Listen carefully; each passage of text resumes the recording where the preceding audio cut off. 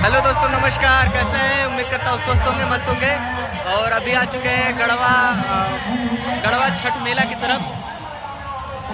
हमारे साथ हैं मिस्टर चंदन गौड़ जी और एसलीपीएस में अभी ज्वाइन हुए हैं। अभी बहुत अच्छा लग रहा है दोस्तों। साथ में आए हैं इन्विटेशन करने के लिए, घूमने के लिए। तो मैं अपने पूछना चाहूँगा ज्वाइनर से कि सर आपको कैसा लग रहा है यहाँ पे घूमने? कैसा लग रहा है सर? अरे कट करो यार। सर अभी शर्मा रहे हैं, बोल नहीं पा रहे। Thank you so much, all the best.